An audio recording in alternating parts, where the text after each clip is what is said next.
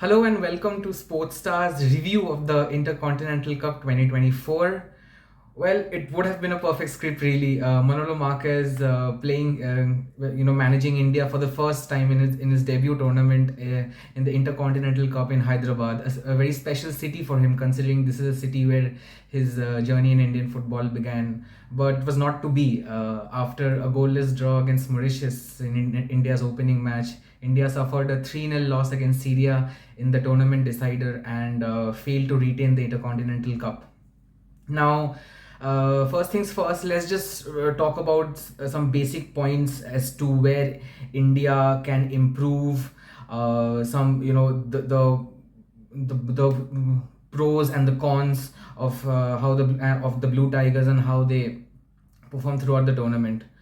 Now, coming to one of the most basic point is possession. We have seen that Manolo Marquez, his teams like to dominate the ball, and against Mauritius, it was more evident with India finishing with 65% of the ball, whereas Syria it was just 52%, not that much. But considering that after the first quarter against Syria, that is after the first 15 minutes, Syria had 64% of the ball, but in a good second half comeback against Syria, India did have much of the ball and created some chances as well. But ultimately, it's not about how much of the ball you have, but what you do with it. Also, across the two tournaments, I think what Manolo Marquez will have to work on is conversion rate. Against Syria, India had 18 shots, whereas against Mauritius, India had 10. But out of those 18 shots against Syria, only 5 were on target, whereas against Mauritius, it's even worse. Out of 10 shots, only 1 was on target. So, yeah, coming to tactics, obviously we have seen that Manolo is not too afraid of making changes to his shape and formation. This is something that is quite different to that of Igor Stimac. Under Stimac, sometimes India could be a bit too rigid, and there was a general complaint that he doesn't experiment too much, or he's too set in his own ways, and he doesn't move too much out of his comfort zone. But against Manolo, early signs say that he will, like in his club career, he will not be afraid to do that with the national team as well. Because against Mauritius in the first match, he started with his classic 4-2-3-1 with a midfield pivot and 3 players in the forward line with 2 flank players, 1 central attacking midfielder, and 1 sole striker. Whereas against Syria, he changed the shape completely and went for a classic 4-4-2. Now, against Mauritius in the 4-2-3-1, it was again a midfield pivot of Apuya Ralte and Jigsan Singh, with Lisan Colasso, Changte and Anirudh Thapa forming the forward line, and Manveer Singh playing as the sole striker up front. But against Syria, the Spaniards shook things up and went for a classic 4-4-2 and played Manveer and Sahal as the second striker. Now, this is an indication that the Spaniard is ready to experiment, because we have not seen Sahal play as a striker too much, and obviously he thrives in the central attacking midfielder role, or as you can say, the number 10 role. But there must have been something that Manolo saw, or he thought that he could try this. Ultimately, it did not work, but the general indication is that Manolo is ready to experiment and shake things up. Now, going over the two matches, I think the biggest strength of India lies in its flank play. Even today, after being tactically outclassed by Syria, for the better of the first half, India's first proper chance came through the left when Nandakumar Sekhar delivered a cross from the left, and so even against Mauritius, Manolo said that some good chances happened and came from the right, but not the left. But that being said, the overall idea is to dominate from the flanks with the wingers feeding some good balls to the attackers. That is one of Manolo's strengths, and that is something he will need to work on. But the worrying sign was that the flank play and attacking from the flanks will only work if the crosses are incisive, which was not.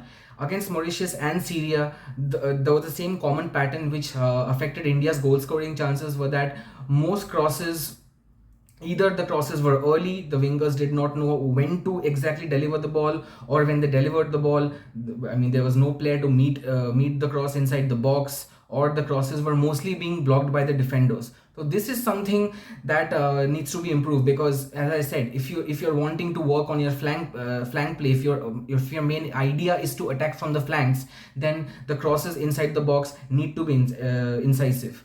uh, Coming to the second point, I think even though India did lose against Syria, and of course the unexpected goalless draw against Mauritius, the loss against Syria personally, uh, in the second half, even though the effort was good, in the first half it was a complete domination by Syria, but the second half, there were good signs where India also came close on a couple of occasions, with Wilson Colasso coming the closest, where the ball hit the underside of the crossbar and did not cross the goal line. But the overall idea, the overall, if you could see the fitness levels, there was a lot of difference between the Syrian players and the Indian players, and that is something Manolo Marquez spoke about before the Syria match, and before the tournament as well, saying that in India it's still pre-season and most of his players have not really had any in-game action with so especially against Syria, against a dominant team like Syria, one could understand the levels, the difference of levels in match fitness, because most of the Syrian players have already started their season and are match fit.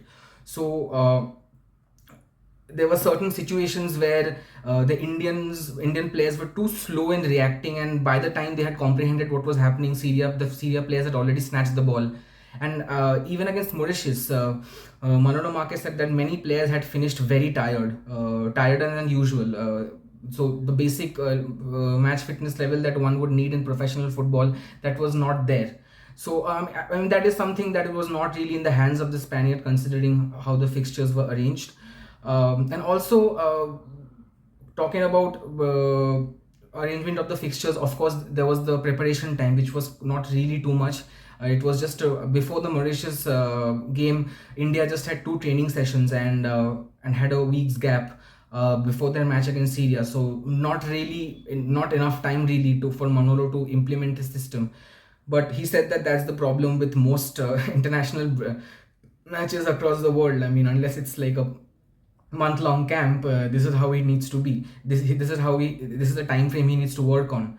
But that being said, it was his first tournament, and if he had got some more time, maybe the system, he could have implemented his system better, and the players could have had a better understanding of what to do. But there were definitely signs, because in both matches, one thing I would like to talk about is, in both matches India have started very slow, against Mauritius and Syria. Against Mauritius also, I mean, in the second half, the style of play and the attacking intent was completely in contrast to the first, where the first half seemed lackadaisical, the India seemed sluggish, but in the second half, obviously, the Blue Tigers picked up the pace. Against Syria also, against Syria it was not more about being sluggish, because Syria were absolutely impeccable in the first half, and tactically and physically dominated India in almost every department. But in the second half, we could see the potential of the Indian side, because they did start on the front foot in the second half, launching some good counter attacks. And of course, even the Syrian keeper, Hadaya, he was in good form today. And I mean, Chante personally had a couple of chances but could not convert. But we could see the team pick up pace in the second half. So this is something maybe Manolo will talk to his boys about. Because you can't really wait till the second half all the time to pick up the pace, especially against challenging opponents like Syria. But uh, this is one of the things that Manolo needs to talk about. Another thing that is very important and should be spoken about is the defensive composure, because especially against in the Syria match, there was complete lack of communication among defenders. Now one could argue that the players have not had really that long of a time together, but even despite not having time together, at that level, at the professional level, you cannot expect to be that clueless about what you're about what you're as a backline what you're doing, because there were times when I mean, the center backs were looking at each other, the fullbacks did not know where to pass the ball, and Syria took full advantage of that because especially against Syria in the first goal, that when Al Aswad scored the opener, it was India's failure to clear the lines, and he took complete advantage of that, and he poked the ball in the net. The first goal honestly shouldn't have happened. It was a completely defensive error that Manolo will definitely talk to his boys about.